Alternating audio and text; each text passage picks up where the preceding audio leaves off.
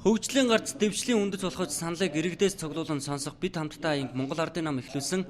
Төрийн ордонд түмнийхээ амьдралыг өнгөцөөр төсөөлөхөөс илүүтэй түмэн олонныхаа санал бодлыг сонсож бодлого төлөвлөлтөнд тусах нь илүү чухал гэж тус нам үзсэн юм.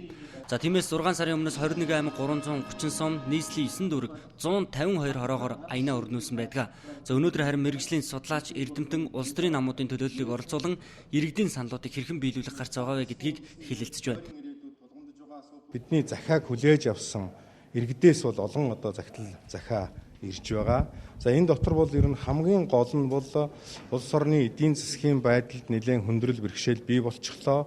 Энийг даван туулахын тулд ямар арга хэмжээ яаж авч ажиллах вэ гэдэг ийм зүйл дээр бол Монгол Ардын нам парламентын сөрөг хүчний энэ намын хувьд бол тодорхой байр суурийг гаргаач, илэрхийлээч гэсэн ийм саналуд бол их ирсэн. Тэгээд энэ бид хамтдаа энийг үндсэнд нь бас дүгнэж энэ 5 өдрийн арга хэмжээг бид зохион байгуулж байгаа. Энд бол улс төр, нийгэм, эдийн засаг, тэгээ эдийн засаг дотроо бол ер нь үндэсний үйлдвэр хөдөө аж ахуй, тэгээд аж үйлдвэр, тэгээ уул уурхай гэх мэтлэнгийн ер нь салбараар нь нэлийн салгаж ингэж авч үзье гэсэн ийм хөтөлбөрийг бол боловсруулсан. Тэгээд энэ баасан гарагт бол энэ орон нутгаас ирсэн саналууд энэ 5 өдрийн туршид эрдэмтдийн судлаачдын ярьсан зүйлүүдийг үнэлж дүгнэж ер нь ойрын ирээдүйд Монгол орн энэ бий болсон нөхцөл байдлаасаа гарахын тулд эдийн засаг нийгмийг эрүүлжүүлэхийн тулд юу хийх ёстой вэ гэдэг дээр нэг ойлголт, нэг ийм гарц шийдэлтэй болёо гэсэн ийм зорилготойгоор энэ хурлыг зохион байгуулж байна.